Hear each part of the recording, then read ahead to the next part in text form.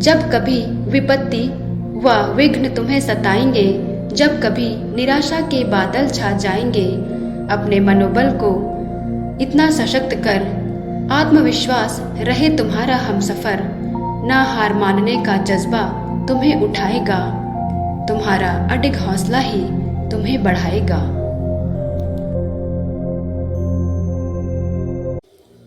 Hello friends, मैं एक बार फिर से आप सभी का अपने चैनल में हार्दिक स्वागत करती हूँ। मैं हूँ पूनम लाकरा। एक बार फिर से हाजिर हूँ आपके बीच एक और नया वीडियो लेकर। मुझे उम्मीद है मेरे वीडियोस आपको पसंद आ रहे होंगे। आप इसे अपने फ्रेंड्स के साथ भी शेयर कर सकते हैं। पिछले सप्ताह हम बात कर रहे थे कि किस प्रकार माइकल जैक्सन की बेहतरीन गायकी और नृत्य का जादू सर चढ़कर बोल रहा था और वे मनोरंजन की दुनिया में नए नए कीर्तिमान बना रहे थे। आइए आज की कड़ी में उनकी कामयाबी के क्रम को जारी रखते हुए उनकी जिंदगी से जुड़े कुछ और महत्वपूर्ण पहलुओं पर विचार करते हैं।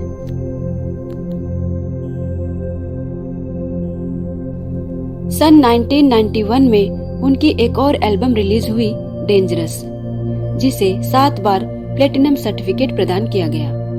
यूएसए में किसी भी एल्बम को प्लेटिनम सर्टिफिकेट मिलने का अर्थ है कि उस एल्बम की 1 मिलियन या उससे अधिक कॉपियां बिकी, या फिर एल्बम के किसी भी गाने की 2 मिलियन या उससे अधिक कॉपियां बिकी। इस एल्बम के ब्लैक और व्हाइट, रिमेम्बर द टाइम तथा हील द वर्ल्ड जैसे सभी गाने हिट रहे। ब्लैक और व्हाइट बिलबोर्ड हॉट 100 में लगातार 7 सप्ताह तक नंबर 1 के स्थान पर बनी रही।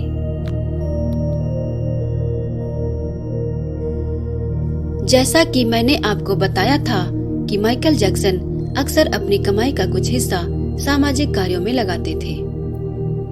इसी क्रम में 1992 में उन्होंने हील द वर्ल्ड गाने की सफलता से उत्साहित होकर इसी नाम से एक चैरिटेबल फाउंडेशन की नींव रखी।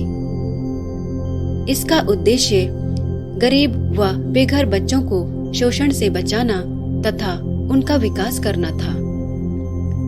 इसी कड़ी में उन्होंने अपने नेवरलैंड रेंच में बने थीम पार्क को भी बच्चों के उपयोग के लिए दे दिया।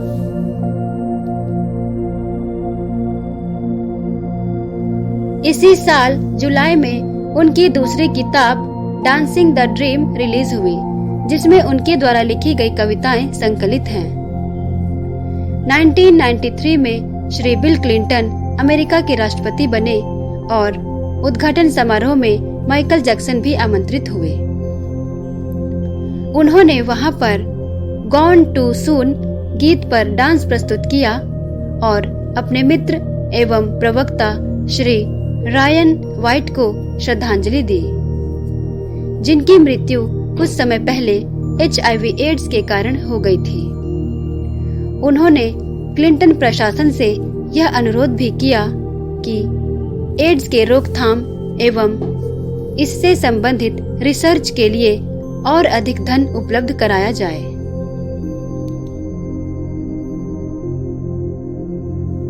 चलिए आपको एक बहुत ही रोचक घटना से रूबरू कराती हूँ। यह तो आप जानते ही हैं कि यूएसए के बाहर भी अलग अलग देशों में एमजे अपना लाइव कॉन्सर्ट करते थे। पूरी दुनिया में उनके फैंस फैले हुए थे और लोग उनकी एक झलक पाने के लिए बेताब रहते थे। इसी सिलसिले में एक बार वे पश्चिमी अफ्रीका के देश आइवरी कोस्ट गए। वहां पर एक जनजाति के राजा ने उनको सम्मानित करने के लिए अपना राजकीय ताज उनके सिर पर पहना दिया और एमजे ने सोने की खूबसूरत सिंहासन पर बैठकर लोगों का आभार व्यक्त किया। एक डांसर होने के कारण माइकल जैक्सन अपने फिटनेस के प्रति कुछ ज्यादा ही सजग रहते थे।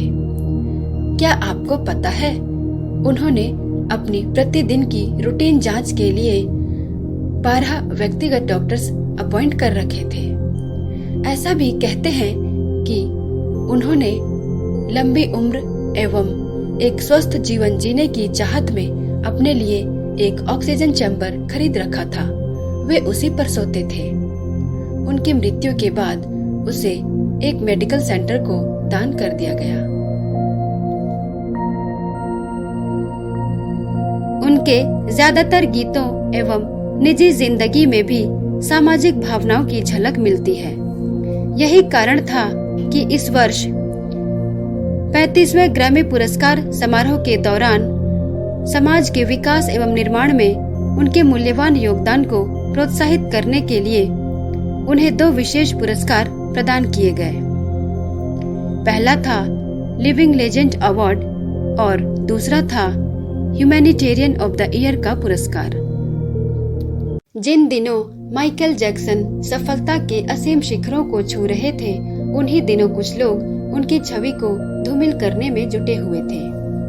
यह कहावत तो आपने अक्सर सुनी होगी कि लोग अपने दुख से ज्यादा दूसरों की खुशी देखकर दुखी होते हैं।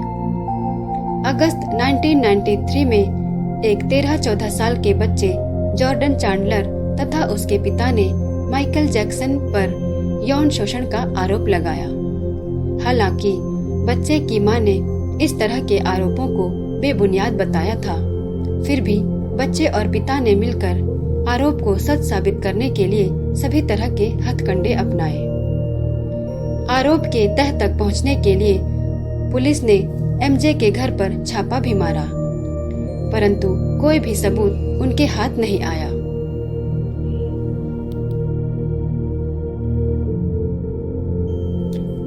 करीब 1 साल तक सिविल कोर्ट में मुकदमा चलने के बाद सितंबर 1994 को सबूतों के अभाव में कोर्ट ने माइकल जैक्सन को बाइज्जत बरी कर दिया और एमजे ने चैंडलर परिवार को सेटलमेंट राशि के रूप में $25 मिलियन दे दिए।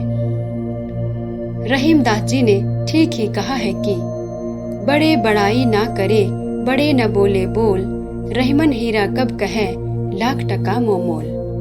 अर्थात जिस प्रकार हीरा कभी नहीं कहता है कि मेरा मूल्य लाख टके का है, उसी प्रकार बड़े लोग भी अपनी प्रशंसा स्वयं नहीं करते हैं। इस घटना से माइकल जैक्सन को गहरा मानसिक आघात लगा और इस दौरान उन्होंने अपने कई सारे टूर और कॉन्सर्ट कैंसिल कर दिए। क्या आप जानते हैं कि माइकल जैक्सन ने अपनी पहली पत्नी लिसा मैरी प्रेस्ली, जो कि एक प्रसिद्ध गायिका भी थी, को फोन पर प्रपोज किया था। जल्द ही यह प्रपोजल शादी में तब्दील हो गई। उन्होंने मई 1994 को कोर्ट मैरिज की, लेकिन यह शादी अधिक समय तक चल नहीं पाई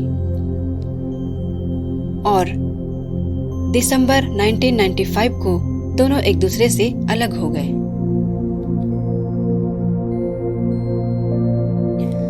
कई बार व्यक्ति के जीवन में मुसीबतों का सिलसिला चल पड़ता है, परंतु आधुनिक हिंदी के प्रसिद्ध कवि श्री अयोध्या सिंह उपाध्याय लिखते हैं कि जो व्यक्ति बाधाओं से हार नहीं मानते हैं, वे ही अपने जीवन में सफल होते हैं।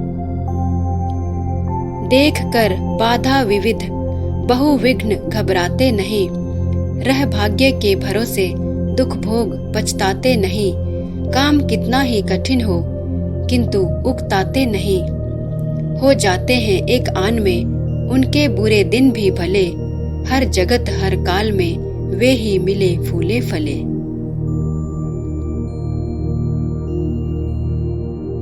जून 1995 में माइकल जैक्सन की एक और एल्बम हिस्ट्री रिलीज हुई। इसके सभी गीतों को भी दर्शकों के द्वारा खूब सराहा गया और पूरी दुनिया में एल्बम की लगभग 20 मिलियन कॉपियां बिकी। कमाल की बात तो यह है कि माइकल जैक्सन और उनकी छोटी बहन जेनेट जैक्सन के डुएट गीत स्क्रीम ने सबसे अधिक सुर्खियां बटोरी। इस गीत पर वीडियो भी बनाया गया था और यह वीडियो सर्वाधिक महंगे वीडियोस की सूची में शामिल हो गई। एल्बम की सफलता का अंदाजा हम इसी से लगा सकते हैं कि इसके एक गीत यू आर नॉट अलोन ने Guinness book of world record में अपना स्थान सुनिश्चित कर लिया।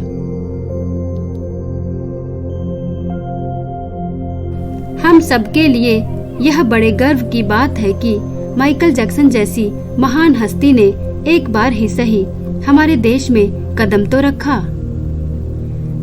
हिस्ट्री एल्बम के अपने विश्व भ्रमण के दौरान उन्होंने 1996 में मायानगरी मुंबई में अपना एकमात्र कॉन्सर्ट किया था। मैं आपको बता दूं कि इस कॉन्सर्ट का टिकट करीब 5,000 रुपए का था। फिर भी 35,000 लोगों ने इसमें शिरकत की और उनकी दिलकश आवाज एवं नृत्य पर लोग झूम उठे। अभिनेत्री सोनाली बेंद्रे तथा राज ठाकरे ने उनका पारंपरिक स्वागत किया था। वे नरीमन पॉइंट स्थित ओबराय होटल में रुके थे। खास बात यह है कि उन्होंने इस होटल में भी गरीब एवं अनाथ बच्चों के लिए विशेष रूप से चाय पार्टी का आयोजन किया था। ऐसा कहा जाता है कि शिवसेना के संस्थापक बाल ठाकरे के आमंत्रण पर वे भारत आए थे।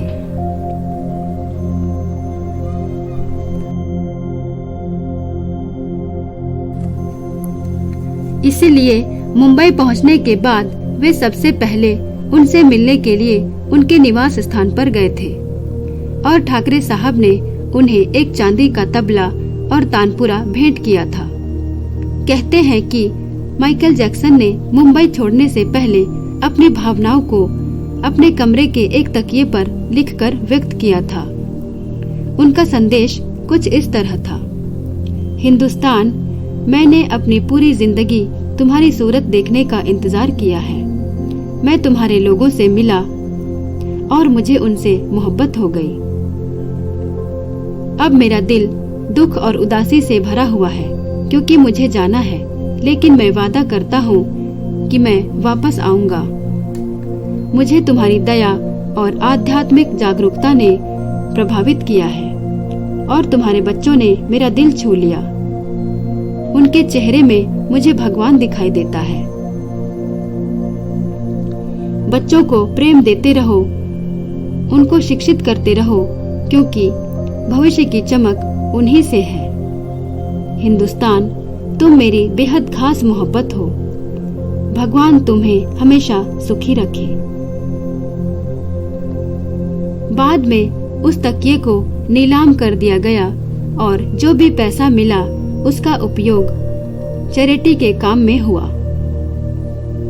बेहद अफसोस की बात है कि माइकल जैक्सन को दोबारा हिंदुस्तान आने का मौका मिल ही नहीं पाया।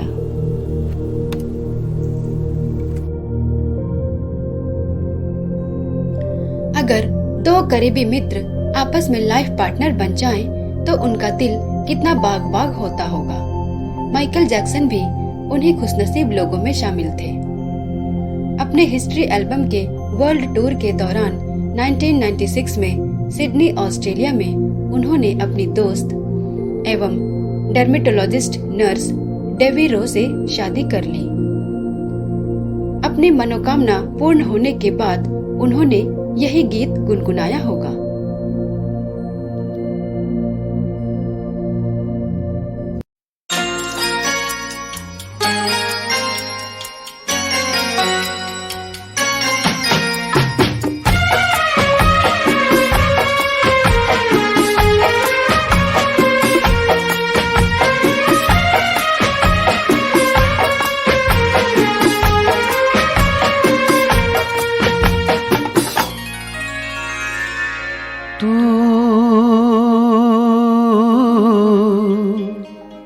मेरी जिंदगी है तू,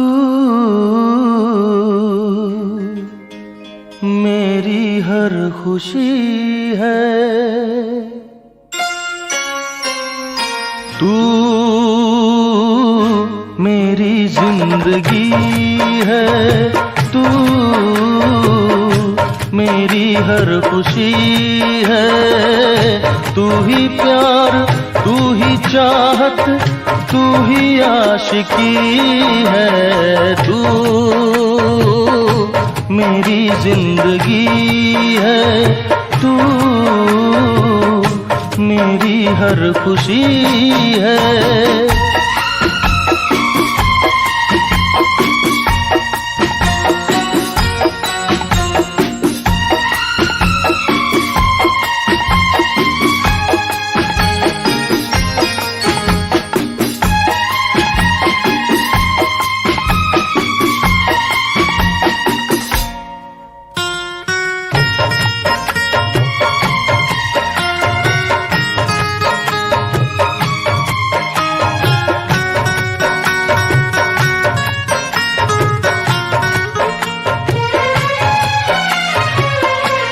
पहली मोहब्बत का एहसास है तू, पहली मोहब्बत का एहसास है तू।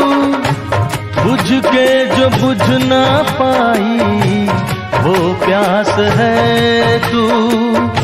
तू ही मेरी पहली ख्वाहिश, तू ही आखिरी है। तू मेरी जिंदगी है, तू मेरी हर खुशी है।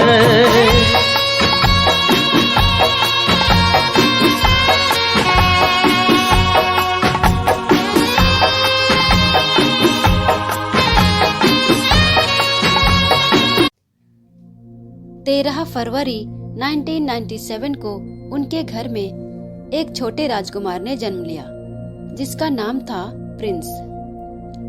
एमजे की तो खुशी का ठिकाना नहीं रहा। उन्होंने भी अपने बेटे को यही कहकर आशीर्वाद दिया होगा।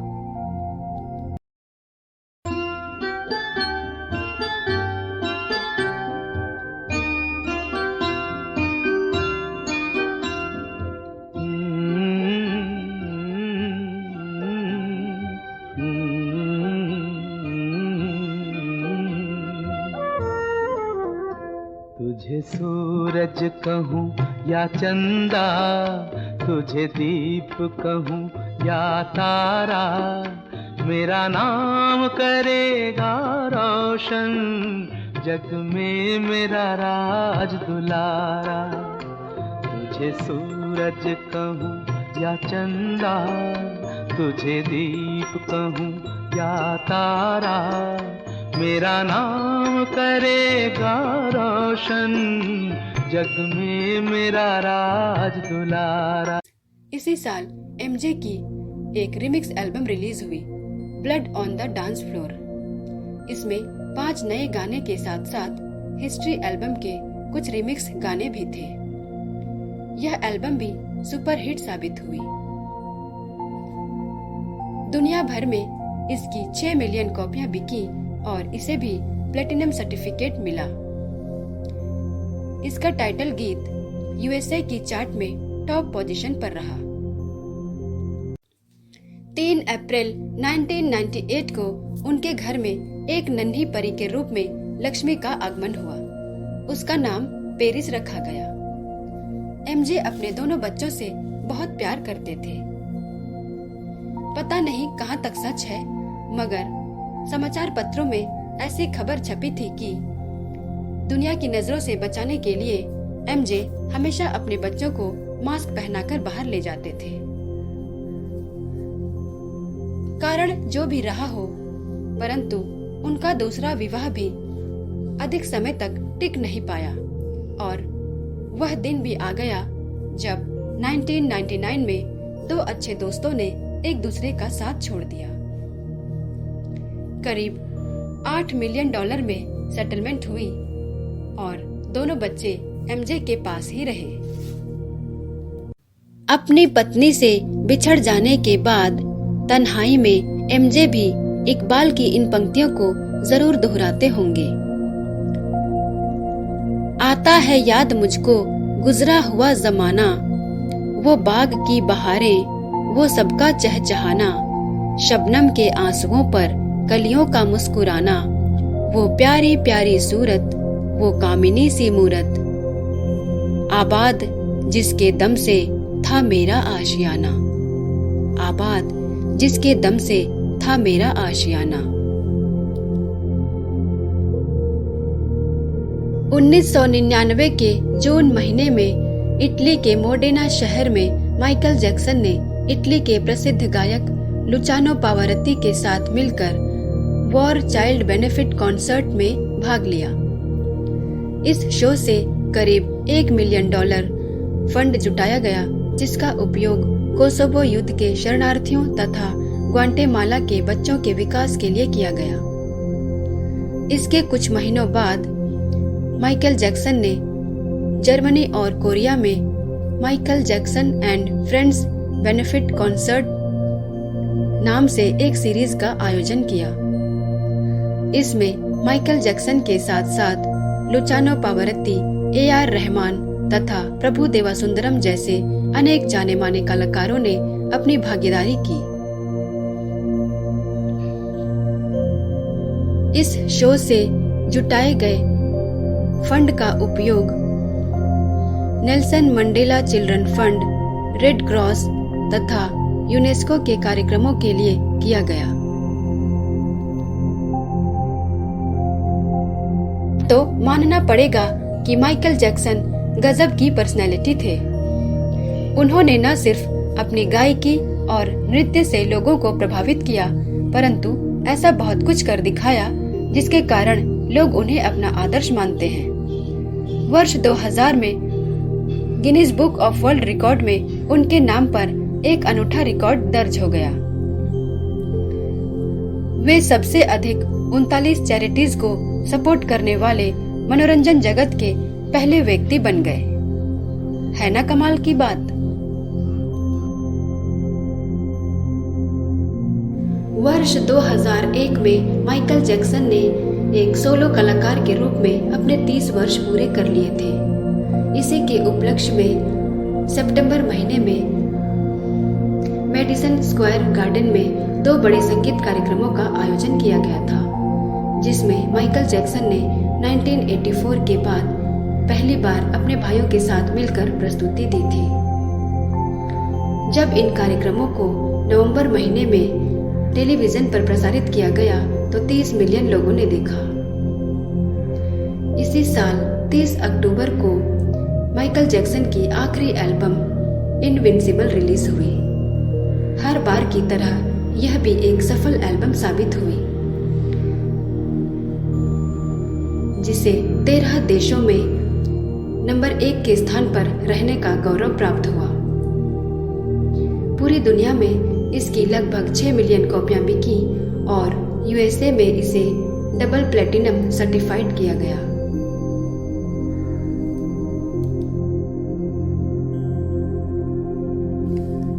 वर्ष 2002 माइकल जैक्सन के लिए विशेष उपलब्धियों वाला वर्ष रहा, क्योंकि इसी साल उन्होंने आर्टिस्ट ऑफ द मिलेनियम का पुरस्कार अपने नाम कर लिया और अमेरिकी संगीत पुरस्कारों के अंतर्गत सदी के कलाकार खिताब से उन्हें नवाजा गया।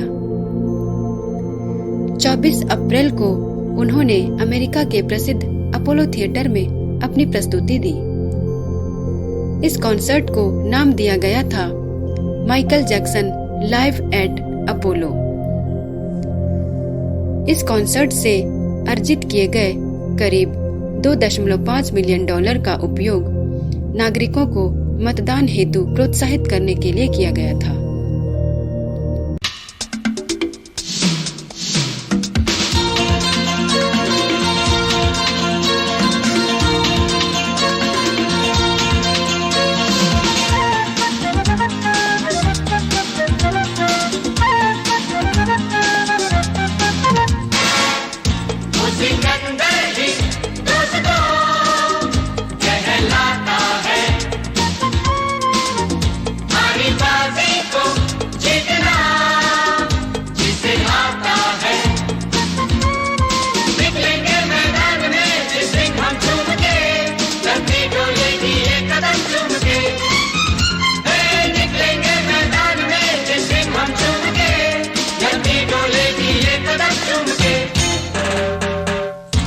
सिकंदर ही दोस्तों कहलाता है।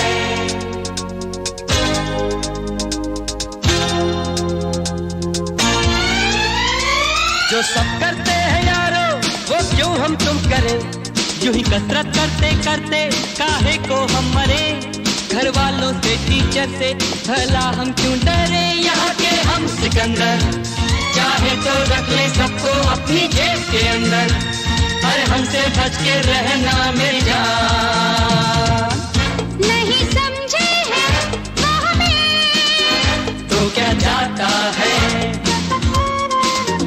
हमारी बाजी को जीतना हमें आता है।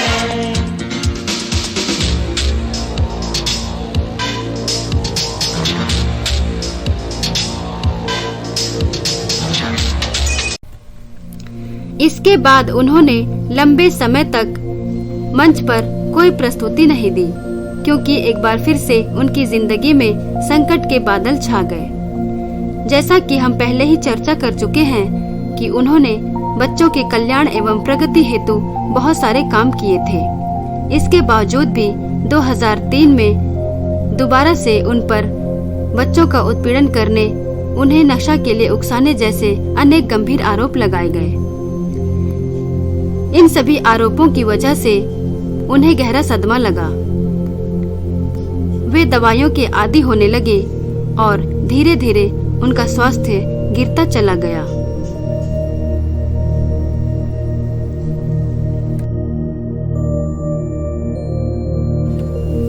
उन पर मुकदमा चलाया गया और उन्हें भारी जांच पड़ताल से होकर गुजरना पड़ा। यदि उन्हें दोषी करार दे दिया जाता तो कम से कम 20 साल तक की जेल की सजा काटनी पड़ती। यद्यपि 3-4 महीने की कड़ी छानबीन के बाद उन पर लगे आरोप साबित नहीं हो सके और सबूतों के अभाव में न्यायालय ने उन्हें जून 2005 में निर्दोष घोषित कर दिया। परंतु माइकल जैक्सन का रुतबा, धन, यश सब कुछ लुट चुका था। वे अंदर से बहुत टूट चुके थे। अतः उन्होंने कुछ समय के लिए अपने देश से बाहर बहरीन में रहने का फैसला कर लिया।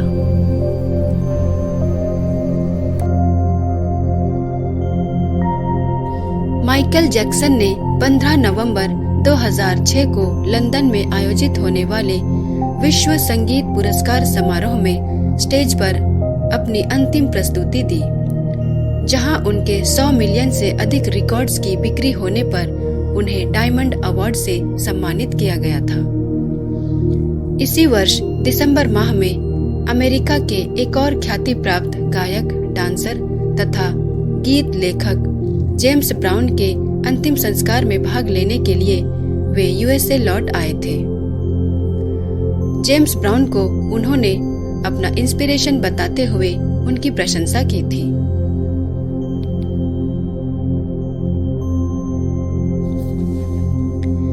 एक लंबे अरसे तक सार्वजनिक जीवन से अलग थलग रहने के बाद मार्च 2009 में एमजे ने अपने कमबैक टूर की घोषणा की। इस टूर की शुरुआत जुलाई 2009 से होने वाली थी, जिसके अंतर्गत अलग अलग देशों में 50 से भी अधिक शो होने वाले थे। परंतु नियति को तो कुछ और ही मंजूर था। इससे पहले कि कार्यक्रम की तिथि निश्चित होती, 25 जून 2009 को दिल का दौरा पड़ने से उनका देहांत हो गया। संसार भर में खलबली मच गई और उनकी मौत की खबर आग की तरह फैल गई। उस दिन लोगों ने उन्हें गूगल पर इतना सर्च किया कि कुछ समय के लिए गूगल तथा ट्विटर जैसे बड़े वेबसाइट भी क्रैश हो गए। शायद इतिहास में ऐसा पहली बार हुआ होगा।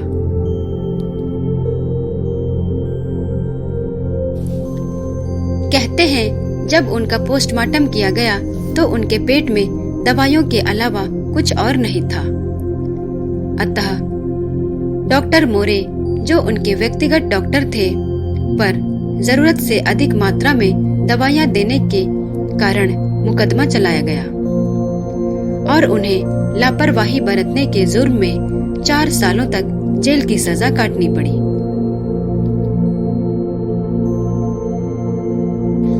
हालांकि माइकल जैक्सन हमारे बीच नहीं है, पर वे अपने जादुई डांस एवं गजब की गायकी के द्वारा आज भी अपने करोड़ों फैंस के दिलों में राज करते हैं। क्या आपने कभी सुना है कि कोई व्यक्ति मरने के बाद भी अपने परिवार वालों के लिए कमाई का जरिया बन जाए? जी हाँ, सुनने में तो बड़ा अजीब लगता है, किंतु Guinness book of world record में माइकल जैक्सन के नाम एक ऐसा ही अद्भुत रिकॉर्ड दर्ज है।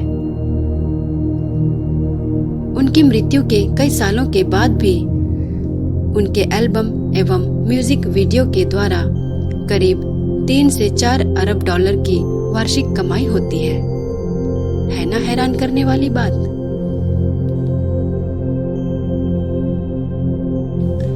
माइकल जैक्सन की याद में 7 जुलाई 2009 को लॉस एंजलिस स्थित फॉरेस्ट लॉन मेमोरियल पार्क के हॉल ऑफ लिबर्टी में एक मेमोरियल सर्विस का आयोजन किया गया, जिसमें Stevie Wonder, Mariah Carey, Jennifer Hudson, Lionel Richie तथा शाहीन जफर गाली जैसे ख्याति प्राप्त लोगों ने अपनी प्रस्तुति दी थी। इस मेमोरियल में शामिल होने के लिए लगभग 1.6 मिलियन लोगों ने टिकट के लिए आवेदन किया था। इसका लाइव स्ट्रीमिंग भी किया गया, जिसे करीब 31 मिलियन लोगों ने देखा और यह इतिहास में सबसे ज्यादा देखे जाने वाला इवेंट बन गया। उनकी 11 वर्षीय पुत्री पेरिस जैक्सन ने पहली बार सार्वजनिक रूप से लोगों को संबोधित किया और रोते हुए अपने पिता को भावभीनी श्रद्धांजलि अर्पित की।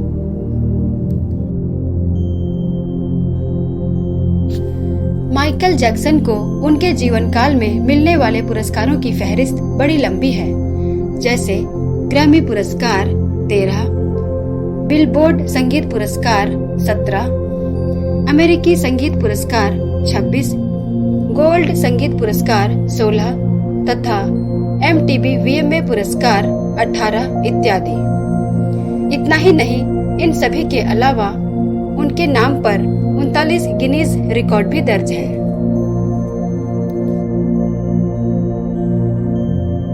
इसी के साथ माइकल जैक्सन पर आधारित आज का हमारा यह अंक यहीं पर समाप्त होता है। अगले सप्ताह मैं आपसे फिर मिलूंगी किसी और सितारे के साथ। तब तक हैप्पी वीकेंड, बाय बाय।